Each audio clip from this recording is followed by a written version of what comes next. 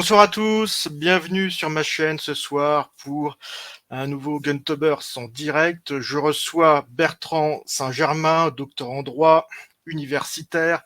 Il a écrit ce livre, Prendre les armes. C'est peut-être un des livres de ma collection qui est le plus corné, tant il est complet, il est carré. Je vous le recommande chaudement. Et ce soir, j'accueille donc son auteur avec grand plaisir. Bonsoir, monsieur. Je suis Bonsoir à tous, merci de heureux, m'accueillir. mais merci d'avoir accepté mon invitation. Donc, vous avez écrit un ouvrage qui, immédiatement une référence, puisque c'est quasiment le seul en France à aborder directement le sujet de l'autodéfense et des armes. Parce que bien sûr, il y avait d'autres ouvrages, donc notamment celui de Pierre Lemieux, mais qu'on ne trouve quasiment plus. Il y a Éric Werner, un Suisse, Légitimité de l'autodéfense, quand peut-on prendre les armes. Paul Licurgue, Aux armes citoyens, plaidoyer pour l'autodéfense. Et vous voyez, ils sont plus petits, plus compacts, ils parlent des grands principes. Alors vous, par contre, il y a quoi, 200 et quelques pages. C'est très complet, ça fait le tour de la question. Bien sûr, aucun ouvrage est vraiment exhaustif, mais en tout cas, pour un militant ou une personne qui s'intéresse à la question des armes et du port d'armes, notamment si vous êtes à l'ARPAC, c'est un must. Alors, déjà, qui êtes-vous? On va commencer par là. Qui est Bertrand Saint-Germain? Oh, je commence à être un vieux monsieur, j'ai 54 ans. Je suis d'une génération qui a été Très jeune, ça. forcée d'apprendre à manier les armes, service militaire, réserve ensuite, donc une famille militaire quand même. Donc déjà une familiarité avec ce monde, ces outils. Et puis les études, du droit, un doctorat, pas mal d'enseignements, de recherche à l'université, à côté. Et puis, j'ai continué ensuite dans le conseil. Je suis aujourd'hui juriste d'entreprise. Voilà sur le cursus avec une appétence, un intérêt pour tout ce qui a trait au service armé, à la citoyenneté, la garde nationale, le lien finalement nation-armée. Voilà, et c'est comme ça que petit à petit, j'ai dérivé pour tomber dans l'enfer des pro-armes, ou plutôt pour la liberté d'accès aux armes. Voilà, et voilà comment je suis avec vous ce soir. Très bien, vous êtes du bon côté de la force. Alors pourquoi cet ouvrage? Parce que bien sûr, c'est jamais anodin en France, dans ce contexte aujourd'hui particulier en plus, sortir un ouvrage qui parle de prendre les armes. D'ailleurs, quelle différence faites-vous avec les ouvrages sur l'autodéfense? Il y a certainement une nuance que vous voulez apporter à ce sujet, vous en parlez un petit peu, et à quelles difficultés éventuelles vous vous êtes confronté? Alors, premier point, la différence avec l'autodéfense. Posséder une arme, ce n'est absolument pas de l'autodéfense. Cela peut permettre l'autodéfense, mais la problématique ou l'enjeu de l'accès des citoyens aux armes se révèle beaucoup plus large. L'autodéfense, finalement, n'est qu'une partie de l'enjeu de l'accès des citoyens aux armes. Voilà. Mais la question de l'accès aux armes révèle des temps forts, parle du citoyen, parle du pacte social, parle de la société qu'on construit, de la confiance réciproque entre l'État et le citoyen. Donc, c'est quelque chose de beaucoup plus large.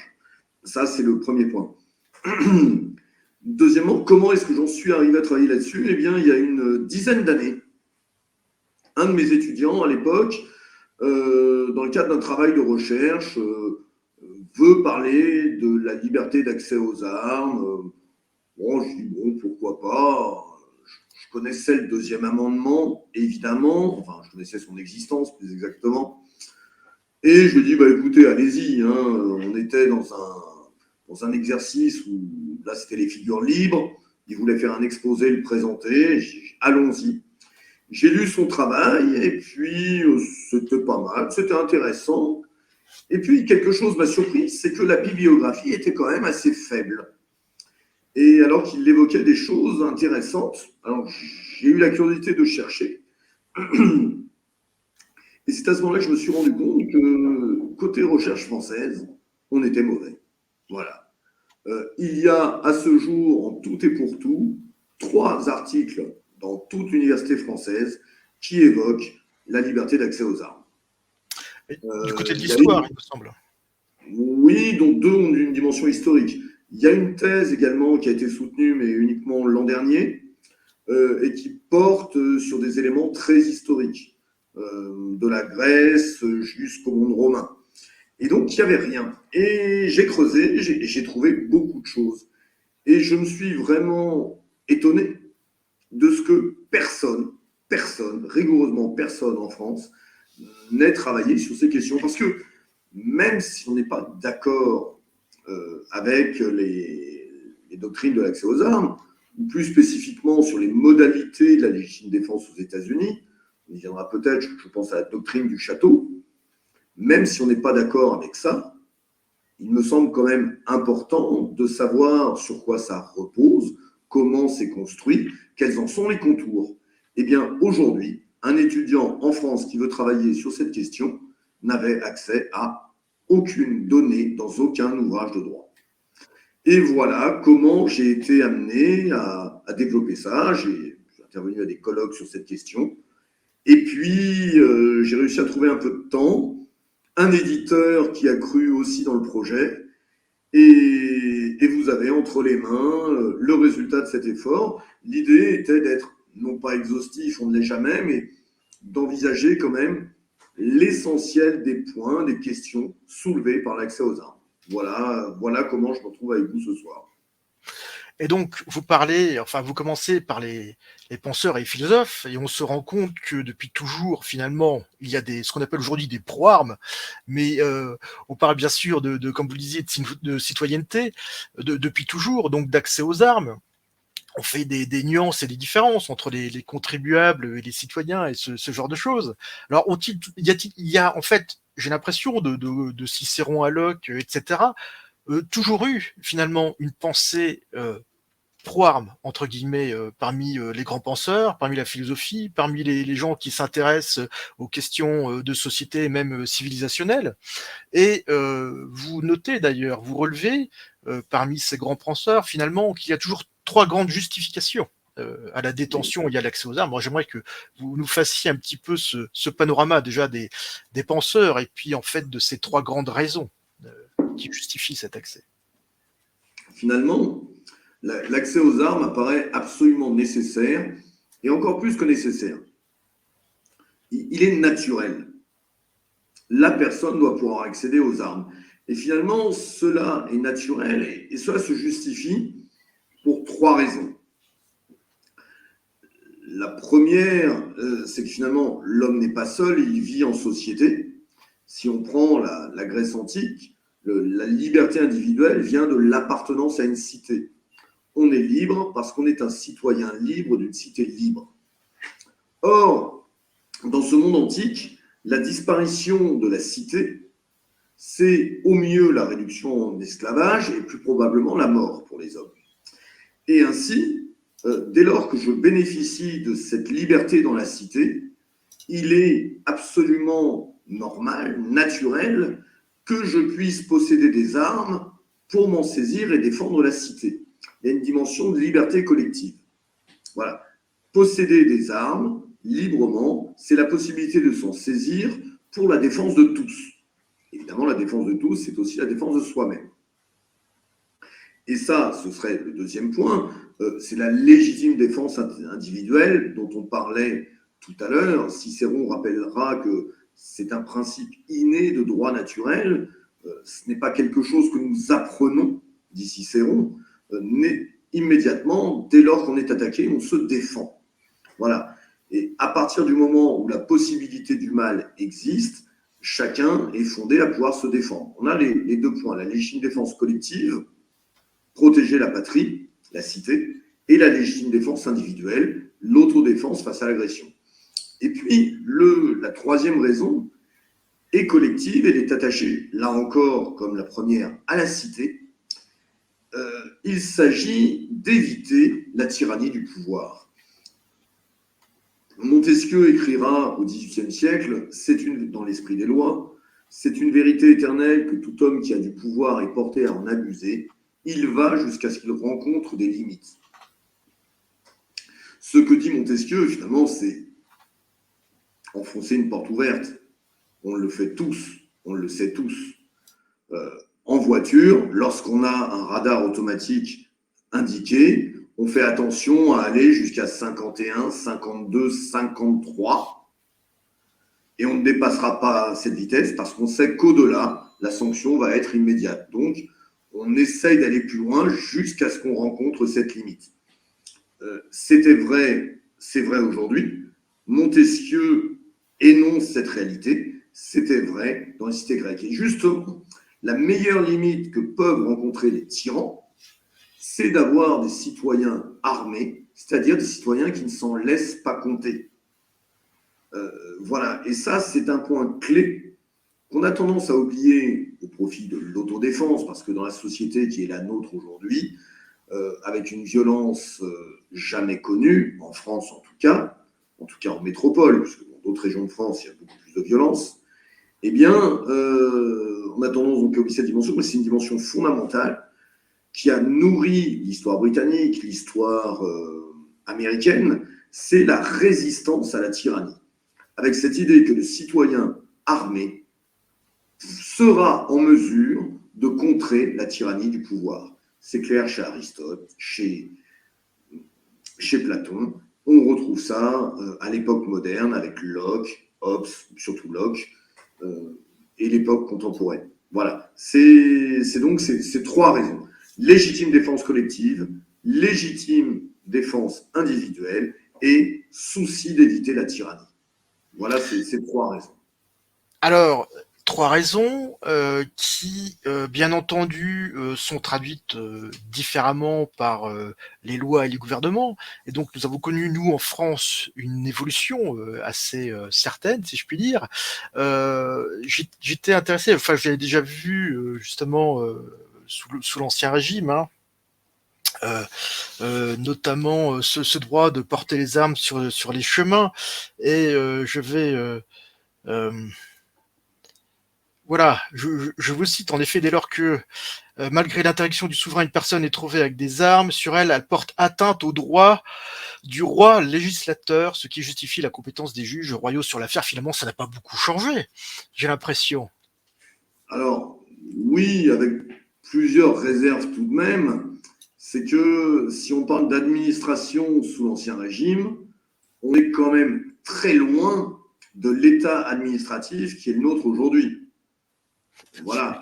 Ouais. Donc, il y avait des moyens d'action, mais il est certain qu'il y avait quand même beaucoup moins de pouvoir de l'État aujourd'hui, à l'époque qu'aujourd'hui. Si l'on prend un simple exemple, le duel est interdit pour la première fois à l'époque de Saint-Louis, et on retrouve trace de l'interdiction du duel dans pratiquement une centaine de textes royaux jusqu'à Louis XV. Lorsque vous avez besoin d'interdire une centaine de fois quelque chose, c'est bien que la première a été insuffisante. Si on regarde à l'époque contemporaine le Mali, ou la Mauritanie, pardon, où l'esclavage a été interdit 3 fois depuis 1960. Bon. Sans qu'on atteigne un plein succès à chaque fois. Alors, mais se défendre avec des armes, n'est-ce pas simplement, fondamentalement, vu par le pouvoir, comme remettre en cause l'autorité, son autorité? Alors, c'est ce à quoi on arrive aujourd'hui, mais l'idée du monopole de la contrainte physique que réclame l'État s'inscrit dans ce mouvement. Oui, spécialement aujourd'hui, l'État voit dans la possession d'armes la possibilité que l'on s'oppose finalement. Et loin de moi le fait de vouloir dire que nous vivons en tyrannie, mais il est certain que le tyran n'aime pas qu'on lui résiste, et le tyran cherche à tout faire pour éviter que les gens soient en mesure de contrer sa tyrannie. Alors, sans dire que nous vivons en tyrannie, il est certain que l'État, les services administratifs, les services du ministère de l'Intérieur particulièrement, font tout pour encadrer, limiter l'accès aux armes. Voilà, c'est jusqu'à faire oublier que même en France, il y avait tout de même une grande liberté d'accès aux armes jusqu'à 1939.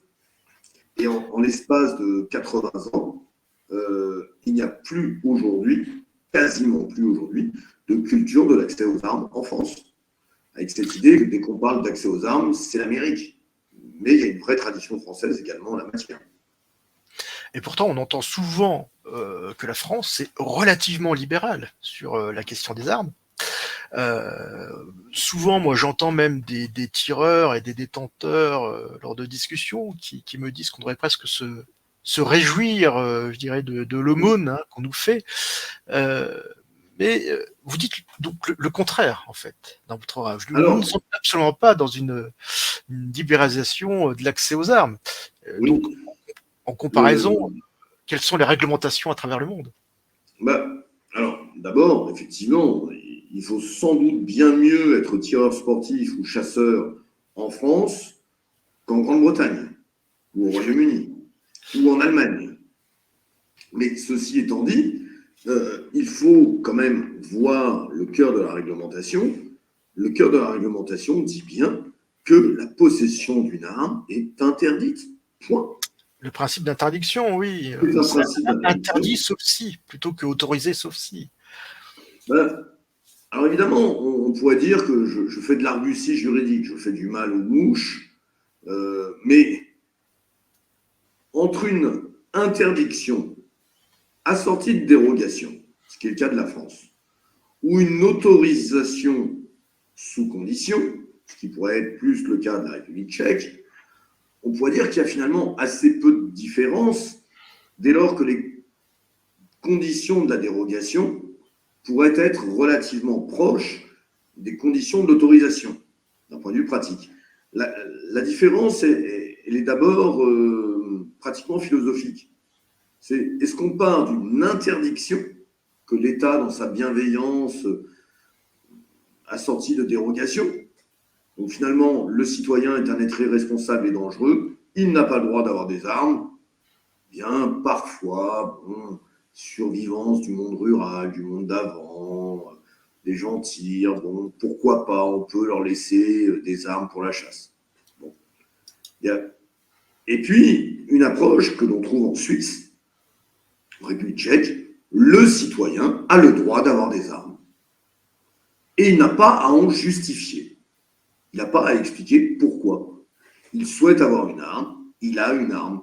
On va mettre des conditions pour éviter de tomber dans un n'importe quoi possible, ce qui n'empêchera jamais les criminels, eux, de récupérer des armes, puisque le principe du criminel, c'est de ne pas respecter les lois de toute façon.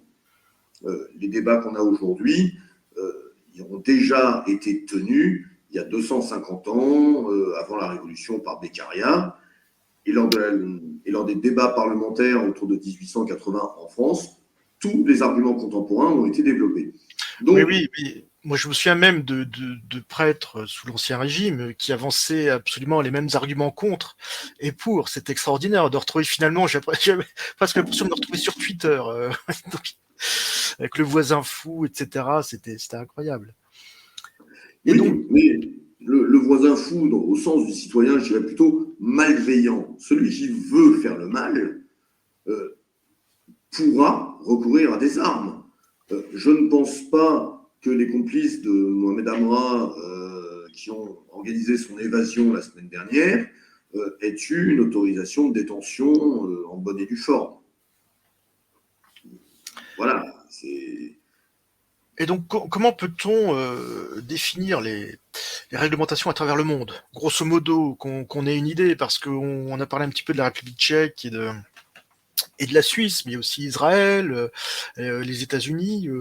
Quel panorama vous pouvez nous faire? Je pense aussi à l'Amérique du Sud. Moi, j'étais un petit peu étonné par votre analyse sur l'Amérique du Sud, qui finalement est un peu plus libérale que ce que je pensais. Oui. Alors, on peut diviser, grosso modo, alors, il y a un État qui se différencie au monde, évidemment, ce sont les États-Unis.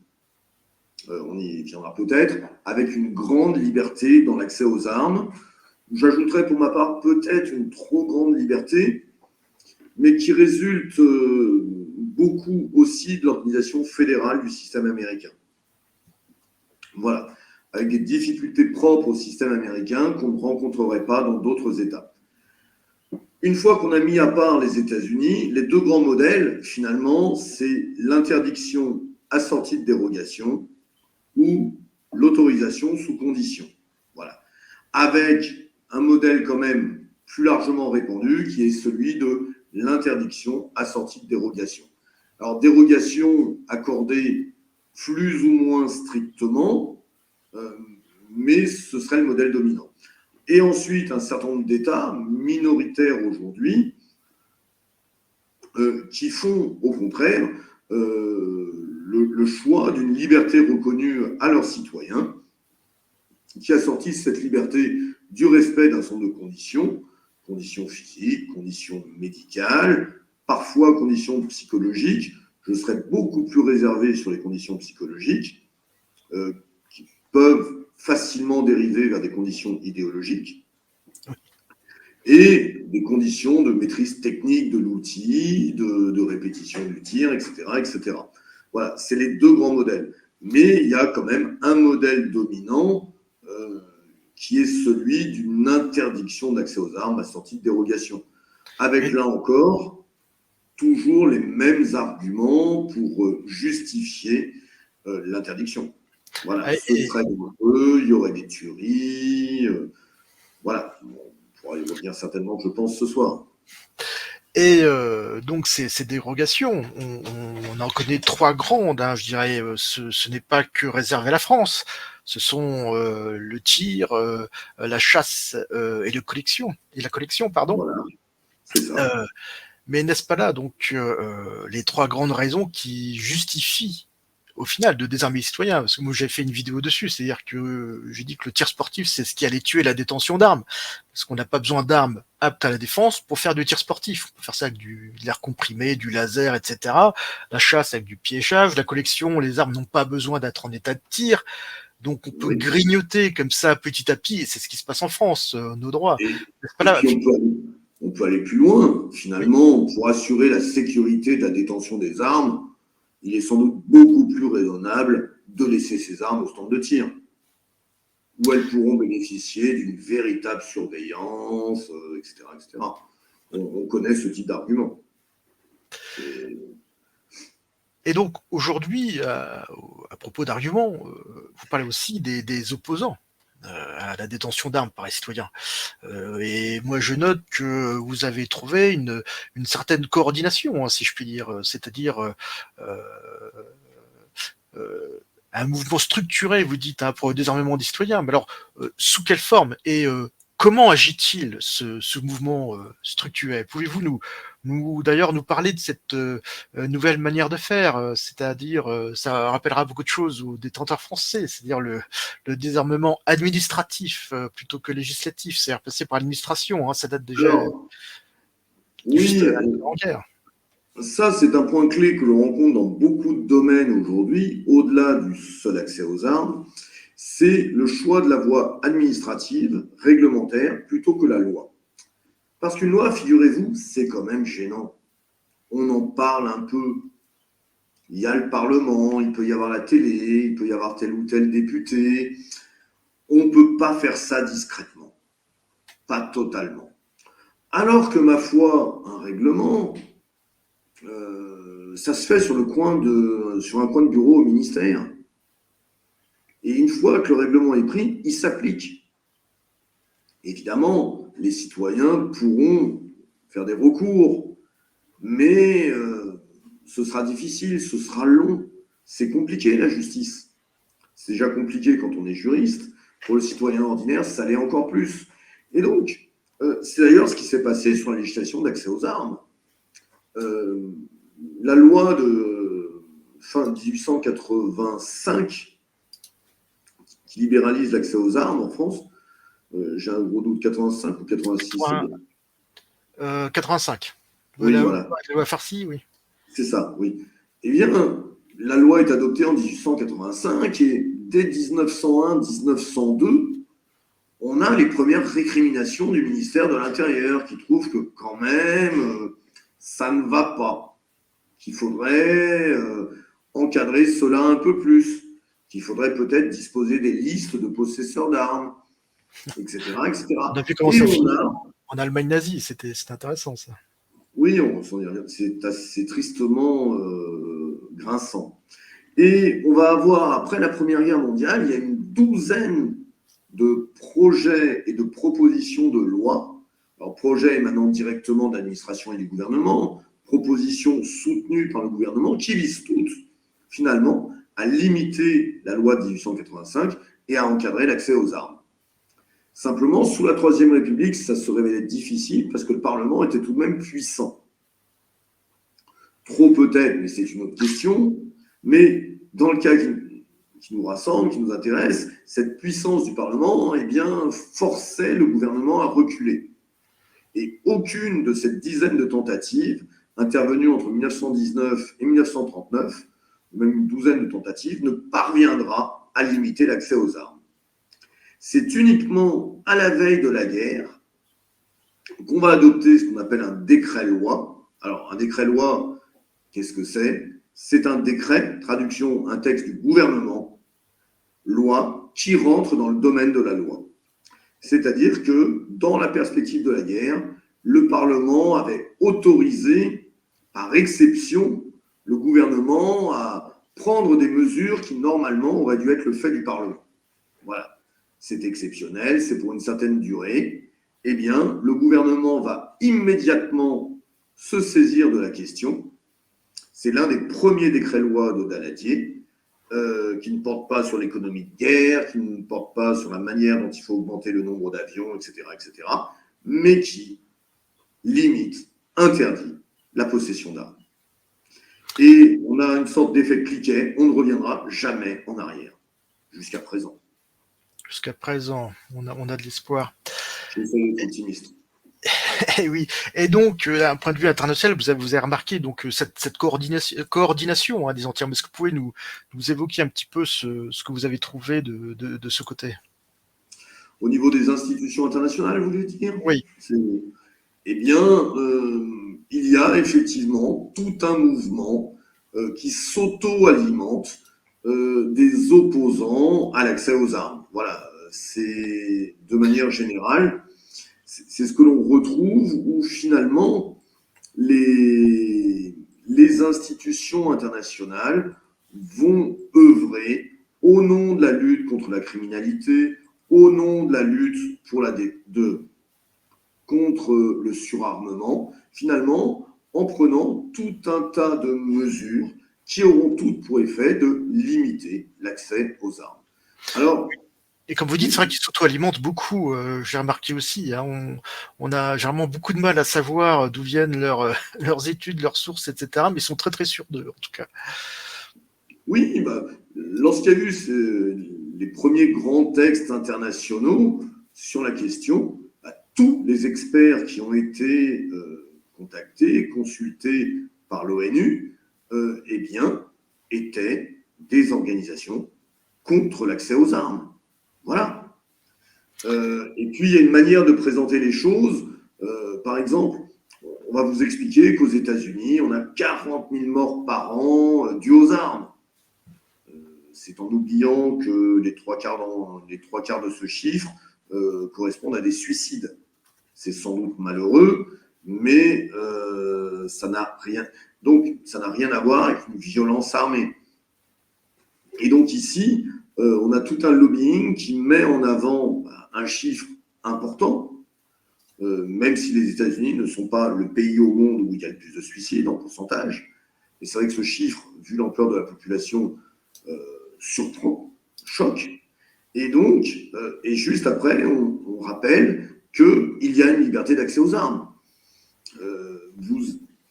Par exemple, lorsque l'on parle des morts par balle, dans les rapports, je pense notamment à Amnesty International, dont l'une des branches est en pointe contre le libre accès aux armes.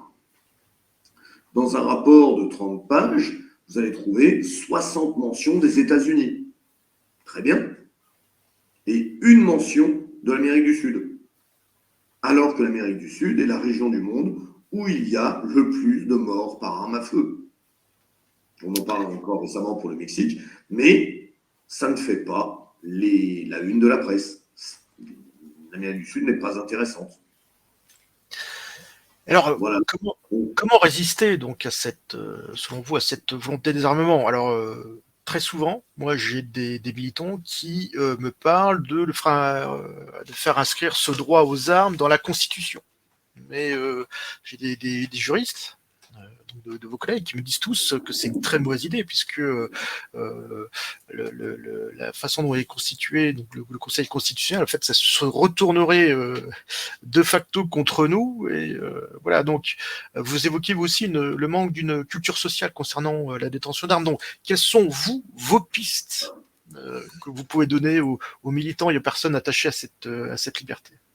Alors, pour moi, l'idée de l'inscription dans la Constitution ou dans la loi me paraît relativement secondaire. C'est un débat technique dont l'intérêt n'est pas grand. Parler d'inscription dans la Constitution, ça fait penser à chacun aux États-Unis. Nous ne sommes pas les États-Unis. Et nous avions, de 1885 à 1939, un régime très proche de celui des États-Unis qui trouvait sa source dans la loi. Voilà. Donc, là-dessus, c'est pas l'élément le plus fondamental. Visons au plus simple. Dans la Constitution, on pourrait d'ores et déjà trouver, si on le voulait, de quoi justifier l'accès aux armes. Voilà, c'est au titre de la protection des libertés individuelles, du droit naturel. Lorsqu'on évoque les droits naturels, liberté, sûreté, propriété, résistance à l'oppression. C'est l'article 4 de la DDHC. Oui, j'ai un doute. Rien qu'à partir de ça, avec la résistance à l'oppression et la propriété et la sûreté, il y a de quoi justifier la liberté d'accès aux armes. Oui, parce qu'un droit sans les moyens de l'appliquer, exactement. c'est encore un droit. Voilà. Donc j'aimerais conclure mes questions. Alors je vous invite dans le public, si vous avez des questions à poser à Bertrand Saint-Germain, c'est le moment. Toutes les questions que vous voulez, sur les questions de droit ou philosophiques, bien évidemment. Pas des questions comme peut-être vous avez l'habitude sur la chaîne, sur tel modèle d'arme ou autre. Et en tout cas, j'aimerais conclure mon interview. Cette interview sur ce que vous appelez le point clé de la question. Alors, je vais vous citer dans votre livre. Je rappelle, on voit bien prendre les armes, le polémarque.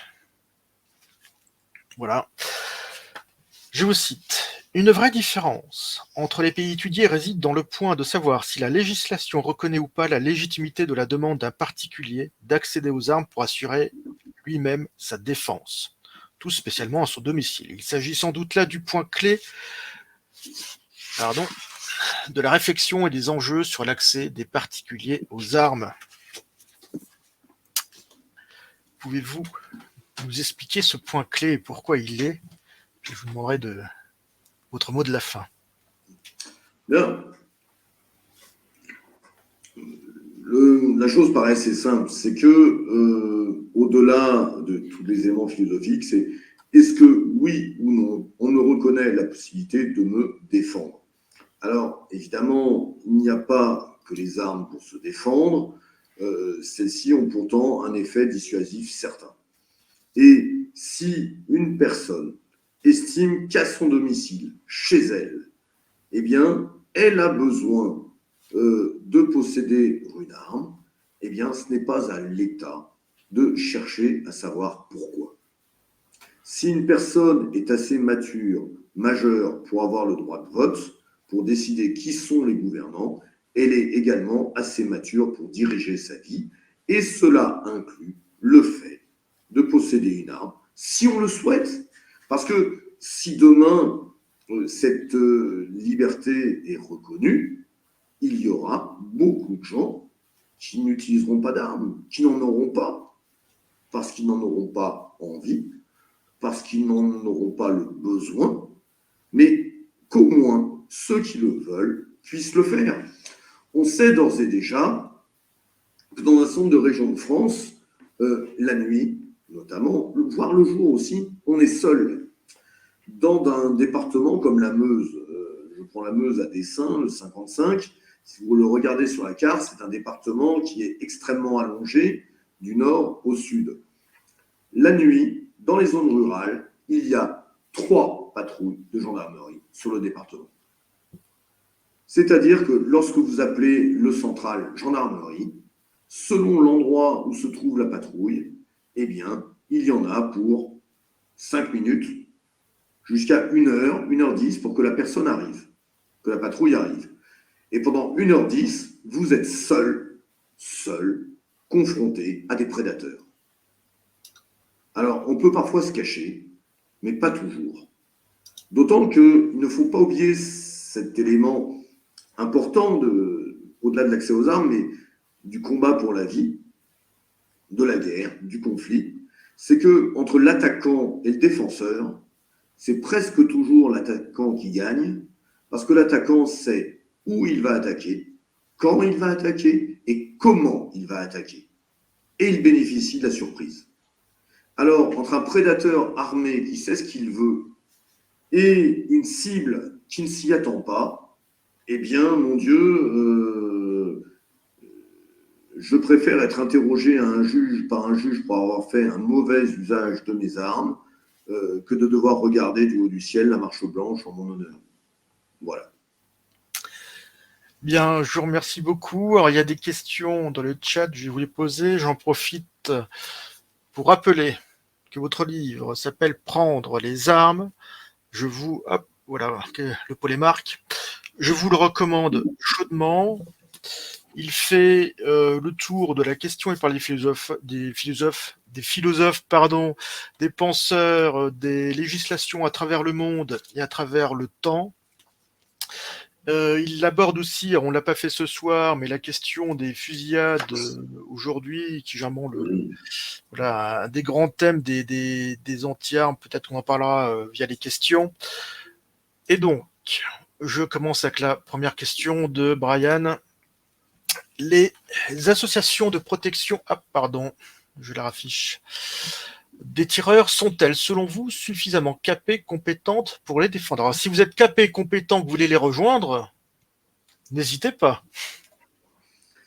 Bah, je pense que les associations de protection de tireurs, globalement, ont une approche qui est sectorielle, visant techniquement à défendre les intérêts des tireurs.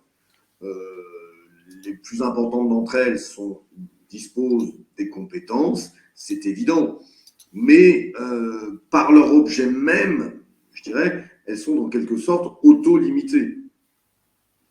Voilà, la raison d'être d'une association de protection des tireurs, c'est de protéger l'organisation des clubs de tir, les droits des tireurs. Ce n'est pas structurellement de militer pour la liberté d'accès aux armes. Voilà.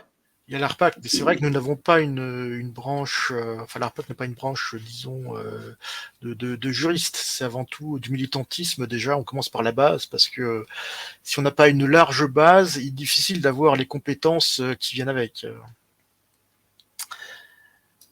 Deuxième question de Brian, comment justifiez-vous le peu de lobbying d'armement qui pousse au port d'armes citoyen? Alors, Brian, je dois avouer que je ne me suis pas réellement posé la question, mais je pense que la réponse apparaît immédiate. Qui achète des armes? Les États ou les particuliers? Je pense que dès lors que vous trouvez la réponse à cette question, je pense que ça explique en bonne partie le souhait du lobby de l'armement, mais qui correspond aussi à plein d'entreprises, de ne pas avancer sur un terrain où elle aurait plus de coûts à prendre que de gains à espérer. Mais c'est une des raisons mécaniques aussi qui malheureusement voilà, nous bloque. Nous avons un poids, je dirais, qui est de facto limité puisqu'on n'a pas le droit d'accès. Donc du coup, question de Géo. Avez-vous rencontré des difficultés avant, pendant ou après la publication du livre? Alors, des difficultés, pas vraiment. Il y a d'abord, évidemment, on vous prend de haut. Comment, les armes, cow-boy, on n'est pas aux États-Unis, enfin, ce genre de délire. Après, quand on arrive à expliquer un petit peu, là, c'est un silence gêné. Zut, il dit pas que des bêtises. Zut, il a de bons arguments. Puis dans ces cas-là, bah, le mieux, c'est de ne pas en parler. J'ai hélas une audience qui est relativement confidentielle. J'ai j'ai eu l'occasion de faire un direct sur Sud Radio. Un grand merci à André Berkoff pour son invitation. Et André Berkoff invite beaucoup de gens avec des profils très différents. C'est bien. Qu'on peut rendre hommage à Sud Radio qui nous a invités aussi, enfin, je ne Oui, pourrais plus dire nous parce que je n'y suis plus, enfin je la représente plus, mais qui a invité j'étais, l'ARPAC. voilà, avec Mitch. Euh, mais ensuite, j'ai eu un entretien aussi sur TV Liberté. Je mettrai les Plusieurs, liens en description. voilà, plusieurs séances sur Radio Courtoisie et Toxin. Mais il est vrai que on m'a pas demandé de venir signer cet ouvrage à la Fnac. Euh, de même, côté universitaire, non, pas vraiment d'intérêt pour solliciter des conférences. Alors, je donne des conférences ici ou là. D'ailleurs, si l'un d'entre vous a la possibilité, l'envie d'organiser des conférences, je me déplace. Je ne prends pas de ticket d'entrée. Je demande juste à ne pas perdre d'argent sur le déplacement, hein, excusez-moi. Ce qui est Mais normal. ce sera bien volontiers que je viendrai discuter avec vous. Mais effectivement, c'est la publicité. Et pour ça, bah, c'est le bouche à oreille. Grand merci à Yann de m'inviter ce soir. Grand merci à vous qui prenez le C'est temps de normal. m'écouter ce soir. Mais on est plus dans le silence. On étouffe par le silence et on n'en parle pas. Voilà, c'est surtout ça. Alors, en aparté, moi d'ailleurs, j'ai remarqué qu'il y a eu un grand changement du point de vue médiatique. Il y a eu un avant et un après 2017. Alors pourquoi, je ne sais pas, mais je crois que ça correspond un petit peu aussi à une certaine élection présidentielle. Et autant nous étions très invités, enfin je pense à l'ARPAC avant 2017, et ensuite, tout d'un coup, il y a eu un grand silence, c'était très étonnant, parce qu'on avait toujours des journalistes qui venaient nous contacter, et ça a été ensuite le silence radio pendant très longtemps, et c'était difficile à rattraper. Enfin voilà, Ils ont pour un dû petit perdre vos aparté, numéros, je pense. ça doit être ça. Ça arrive. Question de Strike. Comment inverser la tendance et obtenir plus de droits sur les armes et moins de restrictions? Alors, vous parliez de cliquer. J'imagine que ce n'est pas facile, que c'est un travail de longue haleine. Alors, bon, je dirais la première chose, j'ai envie de dire, c'est de lire mon livre, de le faire lire et de l'offrir et de l'acheter. Si cet ouvrage était vendu à 1 million d'exemplaires, outre le fait que je serais un peu plus riche, ça démontrerait une merci, et ça démontrerait une prise de conscience, une réflexion. On en parlerait, il y aurait débat, ce débat serait nourri, il y en aurait d'autres que moi qui publieraient. Voilà. Non, il faut en parler. Pour ça, il faut connaître le sujet, il faut le faire connaître à temps et à contre-temps, avec finalement cette idée que relevait Yann tout à l'heure, c'est que limiter l'accès aux armes aux chasseurs et aux tireurs sportifs, bah non, non, non, non. Je dirais, moi, je suis chasseur, croyant mais pas pratiquant. Hein. Voilà, je trouve ça très bien, mais j'arrive pas à prendre le temps pour y aller. Du tir sportif, je trouve ça très bien. Il m'arrive de tirer, invité par des amis, mais je n'arrive pas à être passionné. En revanche, posséder une arme, je sais l'utiliser, bah oui, ça me semble naturel. Voilà. Et pourquoi réduire à la pratique de la collection ou du tir? Donc non, je crois qu'il faut en parler. Et le jour où il y aura beaucoup plus de monde au fait de ces questions, le jour où chacun d'entre vous pourra bénéficier de, de, plus de publicité, de plus d'aura, pour en parler à ses députés. Regardez, pendant la dernière présidentielle, personne n'a parlé du port d'armes citoyen. J'ai un chapitre sur l'état des positions en France des défenseurs de l'accès aux armes. C'est quand même Waterloo mort de plaine. Hein. Oui, et puis, Celui qui s'en est approché le plus, c'était Éric Zemmour, Et encore, il ne parle pas de liberté d'accès aux armes. Il parlait du droit pénal, de la protection de celui qui aurait utilisé les armes pour se défendre. C'est Pardon. très limité, mais même on lui a reproché immédiatement, ce qui était extraordinaire. Ah Et oui, oui. moi, je me souviens de cette phrase hallucinante d'Emmanuel Macron qui était je suis contre la légitime défense. Comment peut être contre une défense qui est légitime? Alors il y a ses conseillers en communication qui ont dit qu'il s'est mal exprimé, etc., mais pas du tout, parce qu'il l'avait dit aussi lors de l'ouragan Irma qui a dévasté Saint-Martin, l'île de Saint-Martin, où il y avait des gangs qui pillaient, et il avait aussi dit je vous demande de ne pas vous défendre. C'est complètement fou.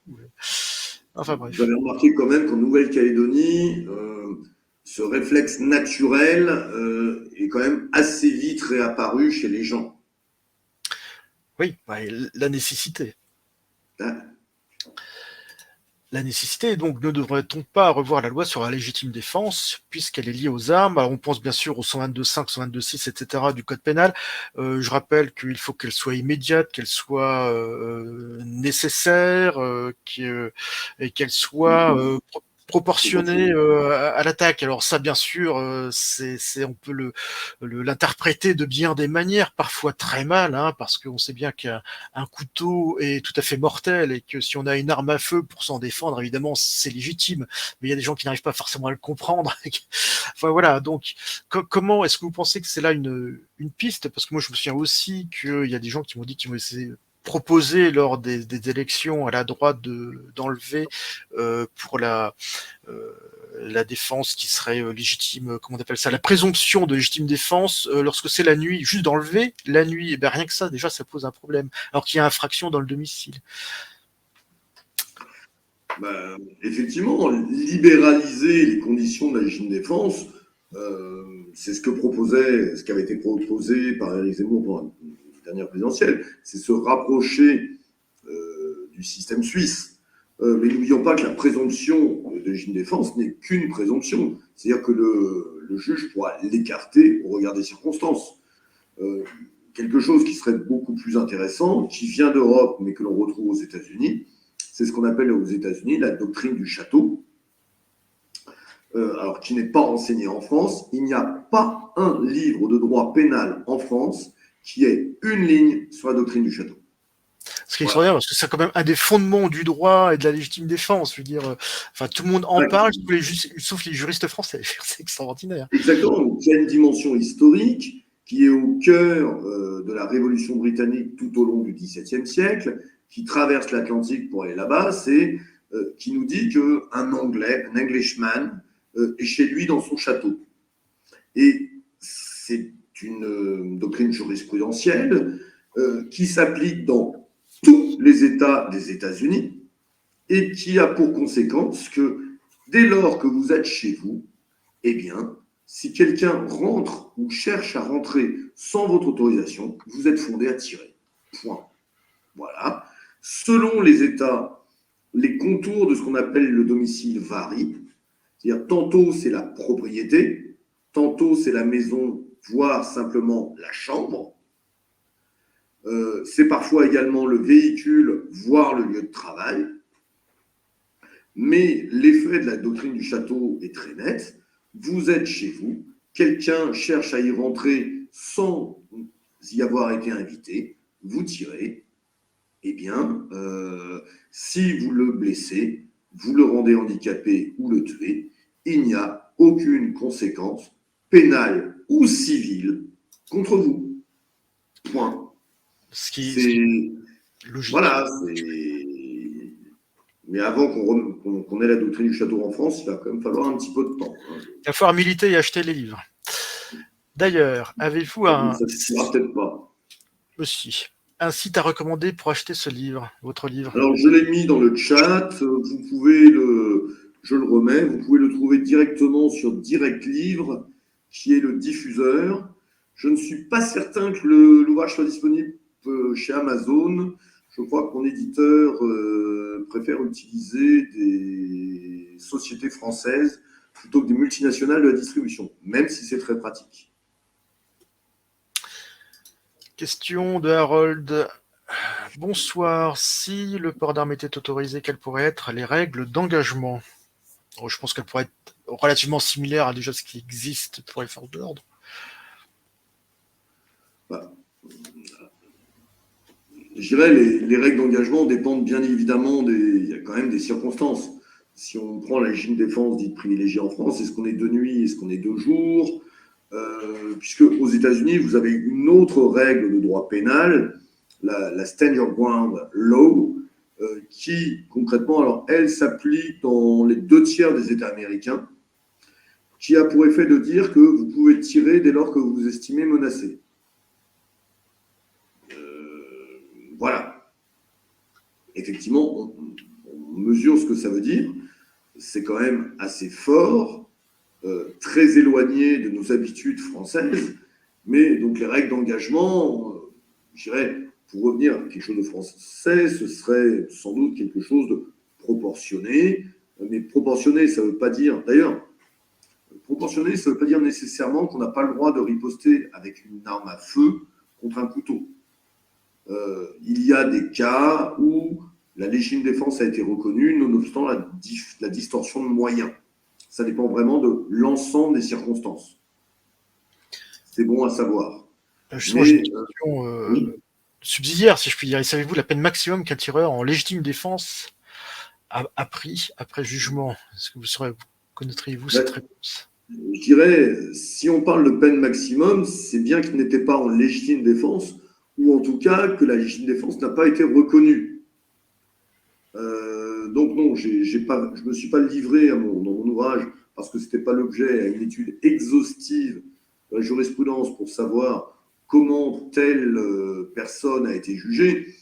La difficulté, c'est que, déjà, prenez un exemple, quand il y a une affaire de tir et de légitime défense, la personne est mise en examen. Ça, c'est systématique. Et il arrive qu'elle soit incarcérée. Alors, il faut savoir que dans la France d'aujourd'hui, l'incarcération s'inscrit parfois dans une logique de protection de la personne. Parce qu'on pense qu'en l'incarcérant, on va faire baisser la pression sociale autour des amis de la personne décédée. On a ça parfois. On est géré, si je puis dire, oui. Malheureusement. Voilà. Donc la peine maximale, si la légitime défense n'est pas reconnue, pardon, est-ce qu'on aura eu coups et blessures ayant entraîné la mort sans intention de la donner, ou homicide volontaire, ou encore homicide involontaire, moins probable. Et donc, et ensuite, de l'ensemble des circonstances de l'affaire pourra être déterminé le quantum de la peine. Donc là, je ne peux pas vous répondre plus précisément. Et donc, parler de droit a-t-il encore un sens vu l'état de la justice? Alors ça, c'est un vaste sujet, très très en vogue en ce moment, parce qu'on sait bien, les affaires, scandales, enfin les scandales, ça dépend comment pour certains c'est la normalité, pour d'autres c'est un scandale.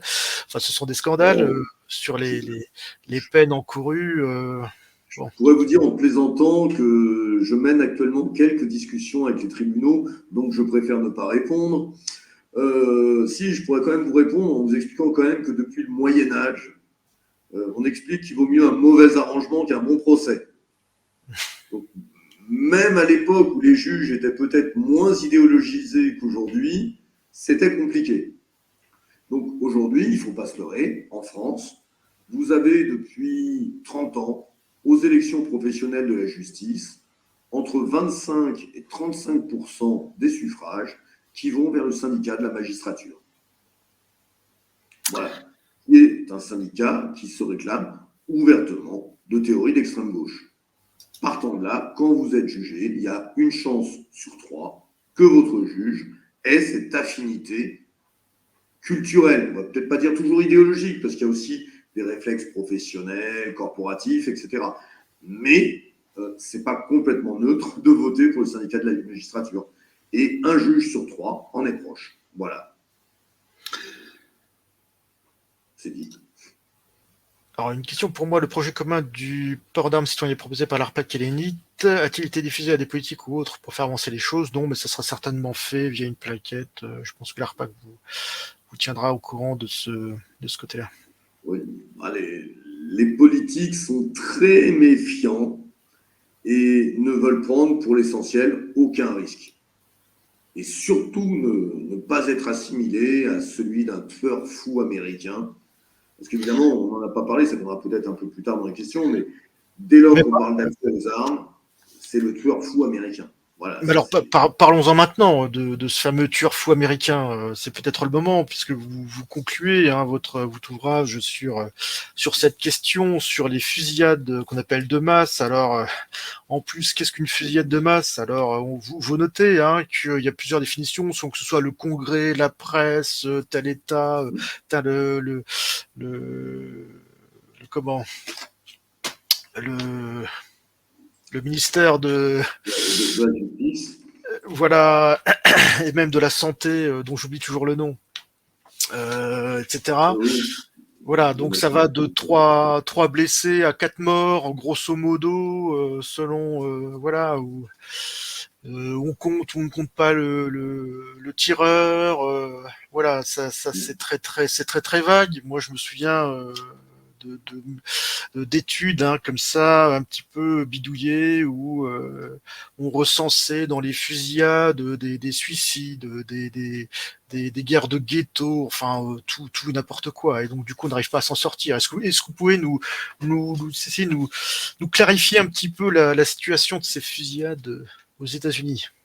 Alors, on considère qu'il y a une tuerie de masse dès lors qu'il y a au moins 4 victimes. Et la tuerie de masse répond finalement au théâtre classique avec la règle des 3 unités de temps, de lieu et d'action. Donc c'est un mouvement continu en un même lieu ou une succession immédiate de lieux et dans la même période. Il est rare que les tueries de masse soient très longues, elles dépassent rarement le quart d'heure et on en a recensé depuis 1980 environ 150 aux États-Unis. Il y en a eu quelques-unes avant, mais qui ne présentaient sans doute pas encore, quand elles sont intervenues, de dimension réellement systémique. Alors, 150 aux États-Unis, avec une autre réalité, c'est que le phénomène augmente. Il augmente considérablement. Voilà, une trentaine de tueries en 20 ans, et depuis les 20 dernières années, plus de 120 tueries. Donc, il y a une augmentation de ces tueries.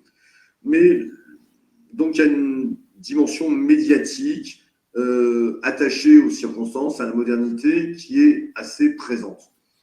Ensuite, il importe de revenir un petit peu sur ces tueries, de voir le profil des tueurs. On s'aperçoit que les tueurs sont des hommes. On est à 99,5% d'hommes. On a eu 3 femmes, simplement, auteurs de tueries de masse. Dernièrement, d'ailleurs, je crois qu'il y a une femme transsexuelle qui a attaqué voilà, une femme se considérant comme un homme. Voilà. Ce sont essentiellement des gens entre 25 et 45 ans, jeunes, sans parler d'adolescents. Il est intéressant de faire le ratio de ces tueurs par rapport à la proportion de la population. Et enfin, surtout, un point dont on parle peu, ou plutôt on nous laisse penser des choses qui ne sont pas vraies, c'est que ces tueries se produisent pour près de 50% d'entre elles, non pas dans des écoles, mais bien au contraire, sur le lieu de travail. Ouais, le lieu de travail. Pratiquement la moitié des tueries intervient sur le lieu de travail. Mais d'ailleurs, vous notez que finalement, les écoles, parfois, c'est aussi le lieu de travail des étudiants où Voilà. leur tuerie. Et comme aux États-Unis, nous disposons de statistiques ethniques, on peut voir ce qu'il en est. Non, l'homme tueur n'est pas un blanc. Enfin, en tout cas, pas plus qu'il n'y a de blancs dans la population américaine, et même légèrement moins. C'est vrai que c'était, je précise, c'est que généralement on essaie, enfin la gauche, enfin une certaine presse américaine, disons de gauche, dans les grandes lignes, c'est vrai qu'elle poussait cette théorie du tueur raciste blanc pendant un moment. C'était très poussé sur le devant de la scène, il faut dire ce qui est. Quand on regarde les chiffres, on s'aperçoit qu'à la date d'aujourd'hui, les blancs ou ceux qui se considèrent comme blancs, comme caucasiens, c'est 63% de la population américaine et ça représente 57% des tueurs de masse. Donc 57-63, il y a un écart qui n'est pas significatif. Et pour toutes les autres minorités, il y a un écart avec une surreprésentation par rapport au pourcentage de la population, mais sans que ce soit réellement significatif. En revanche, le lieu du crime, effectivement, c'est sur le lieu de travail. Et puis, voilà. Donc ça, c'est le premier point à remarquer.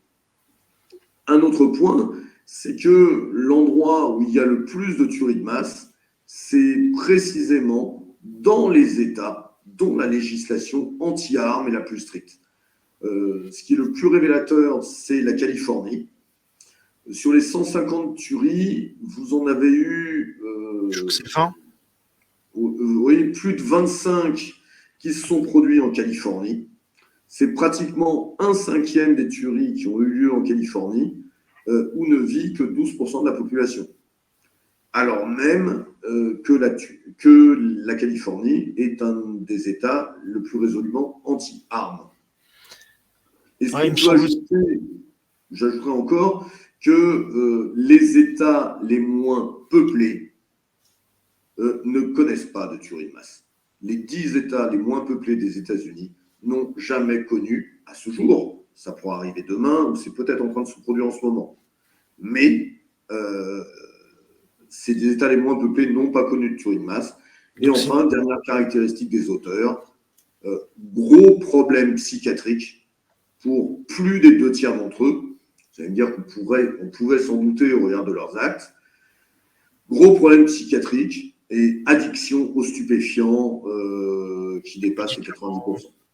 Voilà. Et enfin, quand on regarde les tueries de masse, au-delà des États-Unis, eh bien, on se rend compte qu'il y a des tueries de masse partout dans le monde, y compris chez nous. Et même oui. Alors, à l'échelle de l'Europe, si on additionnait les tueries de masse pour chacun des États, je crois que nous serions au-dessus du chiffre américain. Alors, moi je sais que l'Allemagne est particulièrement touchée par ce phénomène alors qu'elle a une réglementation qui est relativement forte. Je note aussi, alors c'est marrant parce que c'est John Lott, alors vous aviez déjà deuxième point commun, John Lott, qui est un docteur en économie, donc un universitaire américain qui n'était pas du tout dans le domaine des armes, etc., mais qui un jour, alors lui aussi c'est un étudiant qui lui a posé la question sur l'accès aux armes et la criminalité, et il s'est penché dessus de cette façon, et c'est comme ça qu'il a écrit son livre Morgan's Less Crime, c'est-à-dire plus d'armes, moins de crimes, ce qui peut paraître un paradoxe. Et donc John Lodge, j'ai eu la chance d'aller à une de ses conférences en Belgique grâce à l'association des amateurs d'armes, la défense des amateurs d'armes en Belgique, des AA. Et en 2015, année du Bataclan, mais c'était la France qui était en tête, je veux dire, de morts par habitant. Je crois ou la Serbie, ensuite c'est la Norvège, la Serbie, quelque chose comme ça, et les États-Unis étaient 15e. On a vraiment une image qui est complètement, je dirais, de la réalité qui distordue par les médias, au point que aujourd'hui on se réfère à eux, mais on n'a pas d'études pour faire face finalement en France. Heureusement qu'il y a votre livre un petit peu aujourd'hui pour contrecarrer cette image complètement biaisée. Ouais, non, en France, on a quand même, ce qu'on oublie, c'est la fameuse tuerie du conseil municipal de Nanterre. On est en 2001, je crois, et Richard Durn, un militant écologiste d'ailleurs, et pacifiste par ailleurs, rentre au sein du conseil municipal de Nanterre, il ouvre le feu et il fait 30 victimes, dont une douzaine de morts. Oui, alors à savoir qu'il ne devait pas, normalement il aurait dû être désarmé cette personne, parce que si Oui, l'administration avait fait correctement son travail, donc c'est souvent le cas, souvent on demande plus de lois, plus de choses, etc. Mais c'est déjà, si on appliquait ça à l'existante, ce serait déjà pas mal. Euh, question de Harold encore. Qui stoppe majoritairement ces tueries de masse? Les forces de l'ordre, police armée, etc. ou des citoyens armés? Alors, pardon, petite aparté. Il se trouve que, encore une fois, John Lott, dernièrement, a été fouiller les statistiques du FBI. Alors, et c'est terrible parce qu'on ne peut plus croire les statistiques officielles, malheureusement, aujourd'hui. C'est ce qui complique énormément le travail, notamment pour les défenseurs d'armes. Et donc, John Lott a constaté que, donc, d'après les chiffres du FBI, il y aurait 3 à 4% de citoyens armés qui arrêteraient les tueries de masse. Mais il allait rechercher les articles de journaux, les rapports de police, etc., sur les tueries qui étaient recensées, et il a remarqué qu'en fait, ce n'était pas 3 ou 4%, mais beaucoup plus, c'était 30 ou 40%, mais en fait, comme c'était un garde hors service, un garde de sécurité hors service qui avait son port d'armes civil sur lui, eh ben, il n'a pas été compté, parce que c'était un garde, normalement, donc il a été compté comme un professionnel, alors qu'il était en civil, et puis plein de fois où c'était oublié, ou etc. Enfin bref, c'était totalement sous-évalué. Donc on ne peut même pas savoir, parce qu'il y a déjà à la base des données qui sont corrompues, mal relevées, mal écrites, hein, soit même les rapports de police, etc. Il y a des erreurs. Enfin, voilà, c'est terrible, mais c'est très difficile de... Et vous avez aussi, alors d'abord, des possesseurs d'armes peuvent mettre fin à des actes criminels qui ne sont pas encore des tueries de masse parce qu'il y a eu moins de cas de victimes. Et puis, on a aussi l'effet pervers de certaines législations anti-armes. Vous avez des législations dans certains comtés américains qui sont ce qu'on appelle des législations red flag, du drapeau rouge. Ces législations interdisent le port d'armes dans un espace donné. Eh bien, on sait aujourd'hui que ces espaces sont privilégiés par les auteurs de tueries de masse, puisque en allant dans ces zones, ils savent qu'ils ne rencontreront pas directement de citoyens armés susceptibles de s'opposer à eux. Parce que même si l'État reconnaît le port d'armes, et de toute façon, ils n'ont pas le choix aux États-Unis de le reconnaître ou pas, mais même si le port d'armes donc est reconnu et autorisé, il y aura dans certaines zones une interdiction d'y pénétrer armé. Mais évidemment, l'auteur de la tuerie, le criminel, lui, ne respectera pas la loi de toute façon. La loi ne désarme que les gens qui la respectent. Exactement. Slogan d'ARPAC. Question de Brian encore. N'est-ce pas délicat pour vous, professionnellement, d'assumer vos positions concernant le PAC? Alors moi, j'ai la chance de ne pas en souffrir du tout. Voilà. En ce qui me concerne, je pense avoir de quoi argumenter ma position. Donc, je n'ai pas trop de soucis. Et puis, eu égard à l'omerta qui couvre un peu notre activité, je dirais, ça ne fait pas de moi une cible particulière. Peut-être que si demain je fais 3-13 heures de TF1 pour défendre cette position, les choses évolueront-elles. Mais jusqu'à présent, nous restons encore très confidentiels. Vous aurez peut-être une descente de police comme un de nos militants malheureux qui est passé sur envoyé spécial et qui a eu le malheur de dire que il voulait pouvoir défendre sa vie avec des armes à feu en montrant ses armes de tir sportif. Donc on lui a tout retiré, ce qui est quand même extraordinaire. En plus, il avait déclaré, je le dis souvent, mais ce qui est quand même, je dirais, drôle, si je puis dire, ou en tout cas ironique, que ce serait pour lui la marque d'un lien de confiance entre le citoyen et l'État. Voilà, on en est. Oui, Bien. Donc je regarde les questions. Et Bertrand, Yann, comment sentez-vous l'avenir des armes en France? Eh bien, ça dépend beaucoup de vous qui nous écoutez. Oui, on n'est jamais à l'abri d'une bonne surprise. Ça, c'est quand même une première chose. J'aurais tendance à penser d'abord que si les choses continuent d'évoluer dans le sens délétère qui est le leur aujourd'hui, de toute façon, on sera de plus en plus fréquemment confronté à des situations comme ce qu'on a eu en Nouvelle-Calédonie depuis une semaine et ce qui a failli se passer lors des émeutes de juin 2023. Ces émeutes, pour l'instant, sont globalement restées limitées à des émeutes de contestation socialo-ethnique et culturelle, où on a visé essentiellement des biens de consommation. Voilà. Il s'agissait finalement d'aller faire ses courses. Il y a eu quelques fois, mais relativement peu, de descente vers les domiciles des gens. Vu l'effet cliquet de ce type d'événement, je pense que les prochaines qui interviendront, et elles interviendront, la question n'est pas de savoir si elles interviendront ou pas. Je pense que la question est de savoir où et quand. Je ne suis pas très optimiste. À moins qu'il y ait un changement radical pour remettre l'église au milieu du village. Ce qui n'est pas impossible, mais qui n'est pas certain.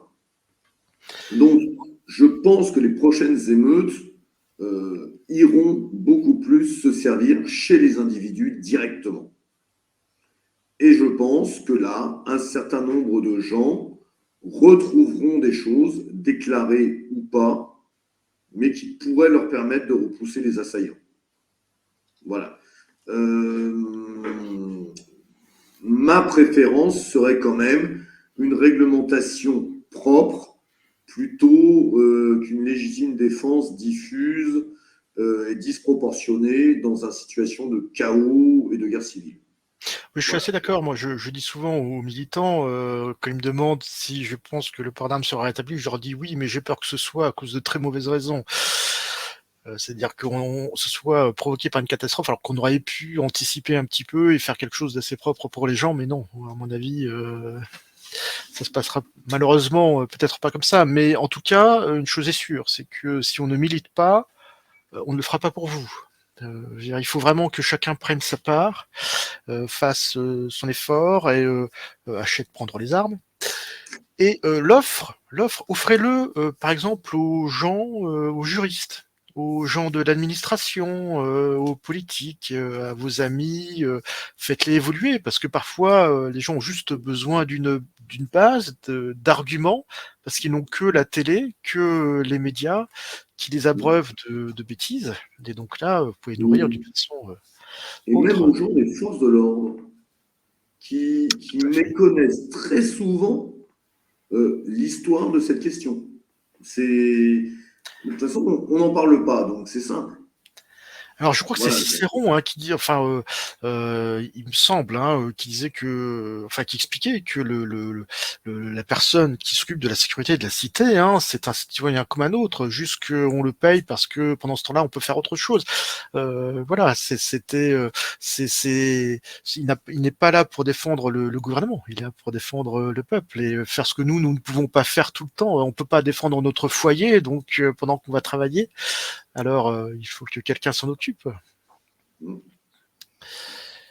En revanche, Yann, j'ai cherché à mettre à l'une ou l'autre reprise le lien du site vers le site où le livre est disponible. Il est indiqué que le commentaire n'a pas pu être publié. Alors, je ne Je le sais pas. mettrai. Alors, ce soir, Voilà. c'est le live. Je laisserai le live disponible, mais sans pas en page principale. Et je referai, je couperai l'introduction et je mettrai ça au propre sur ma page YouTube et je mettrai le lien en description. Voilà, comme ça, Voilà. tout le monde pourra le trouver. Donc, c'est dit. Retenez-le. Vous irez voir dans la description. Je mettrai le lien pour l'ouvrage Prendre les armes.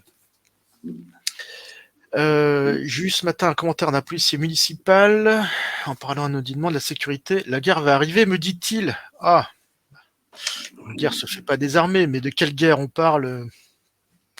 Ça Bon, maintenant tout le monde a sa propre traduction. et de toute façon, tant qu'on n'en est pas là, il importe de développer la connaissance de la question, la prise de conscience pour une évolution progressive de la réglementation. Voilà. Si les Tchèques l'ont fait, le cas de la République tchèque est intéressant parce que la République tchèque, pour le coup, est le seul pays au monde qui est passé d'un régime d'interdiction, à l'époque communiste, un régime d'organisation et qui a cherché à inscrire le port d'armes citoyen dans la Constitution. Ils n'y sont pas parvenus, mais pour une raison de majorité qualifiée. Le texte a été voté, mais pas insuffisamment de leurs sénateurs. Et finalement, ils ont inscrit dans leur Constitution le droit à la légitime défense, y compris par les armes. Donc, c'est possible. Ah, et le livre sera disponible sur le site de la FNAC. Très bien. Voilà. Donc, c'est pas impossible. Même si on peut se dire qu'en France, ça va être compliqué, ce n'est pas impossible. Une loi ne peut pas aller constamment à l'encontre de la volonté populaire.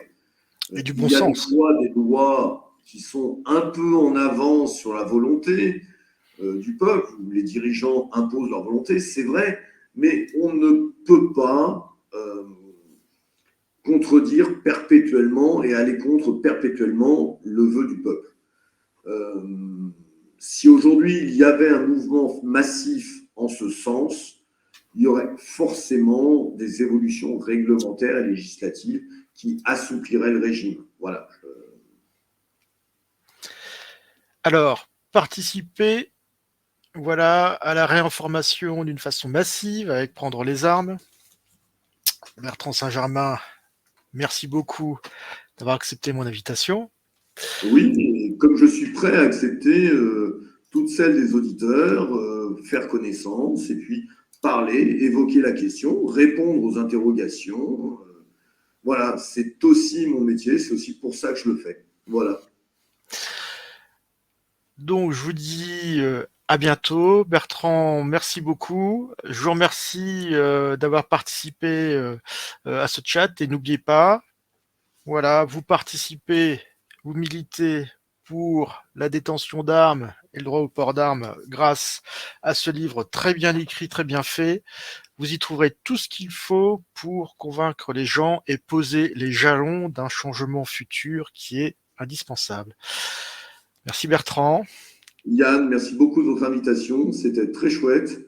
Je me réjouis d'avance du prochain, s'il y en a un autre. Bien sûr, on va en parler. Allez, au revoir, bonsoir à Merci à tous. tous. Au revoir.